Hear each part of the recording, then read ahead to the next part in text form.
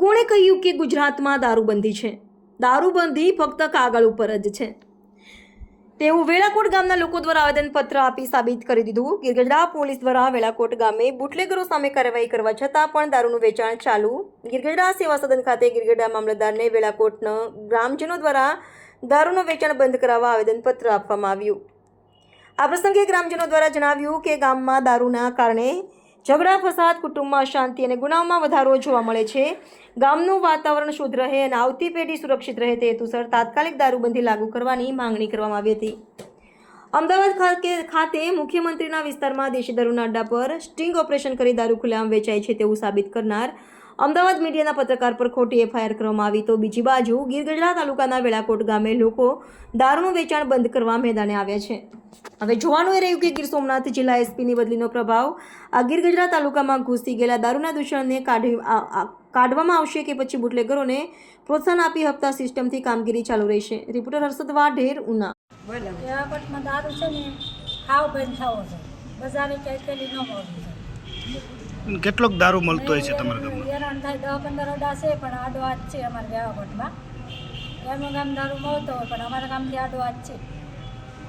અમારા ગામમાં કમાણી આવે એટલી બધી દારૂમાં જ જાય. અમે ટિફિનો બનાવીને દઈએ પણ 5,000 10,000 10,000 ઉધાર આપે તો અમારે ઘરે બિલની વાટ જ નહીં જોવાની. તો અમારે શું કરવાનું? બેન, દારૂ મળે છે એનાથી શું મુશ્કેલીઓ થાય છે ગામમાં? મુશ્કેલી છે ને બધાને છે.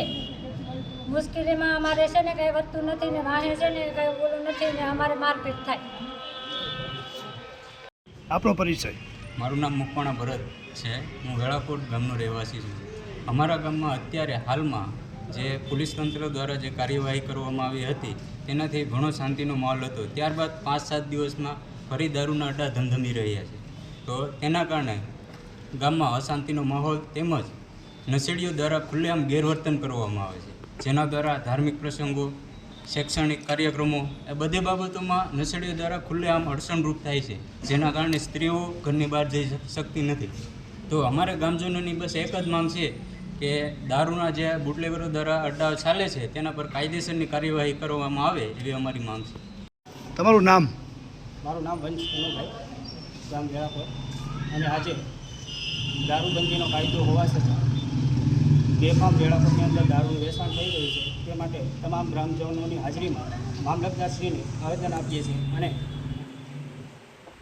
ગામમાં દારૂ સદંતર મળતો બંધ થાય એવી તમામ ગ્રામજનોની માંગણી હોય, જેથી આજે મામલતદારને આવેદનપત્ર પાઠવીને તેમજ ગીરગઢડા પોલીસ સ્ટેશનની અંદર પણ એક આવેદનપત્ર આપવાના છીએ અને પોલીસ તંત્ર વેળાકોટ ગામની અંદર દારૂના વેચાણ બાબતે કાયદેસરની કાર્યવાહી કરે એવી અમારી ગ્રામજનો વતી માંગણી છે.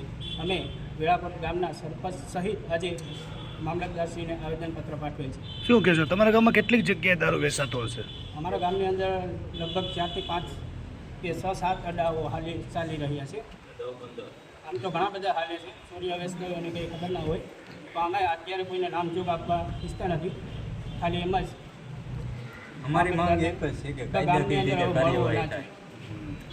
દીવ મિરર ન્યૂઝ આખા ગુજરાતમાં ફેલાયેલી એક એવી ન્યૂઝ ચેનલ કે જે ખૂણે ખૂણેથી લોકોને મનની વાત, અલગ અલગ પ્રકારના સમાચારો દર્શકો સુધી પહોંચાડતા હોય છે. એટલે આ દીવ મિરર ન્યૂઝ ચેનલને હું ખૂબ ખૂબ અભિનંદન આપું છું, ખૂબ ખૂબ શુભેચ્છાઓ પાઠવું છું અને આપ સૌને કહું છું કે આ ચેનલને તમે લોકો સબસ્ક્રાઈબ કરો અને શેર કરો.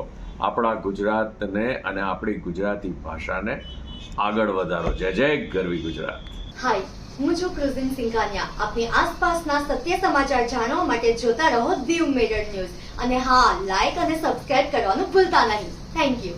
હેલો, નમસ્કાર, જય શ્રી કૃષ્ણ. હું છું તમારો પ્રિય ખજૂરભાઈ. તમામ ગુજરાતીઓને કહીશ કે સરસ મજાનું ન્યૂઝ એવું કે દીવ મિરર ન્યૂઝને જોતા રહેજો. જય માતાજી, જય શ્રી કૃષ્ણ.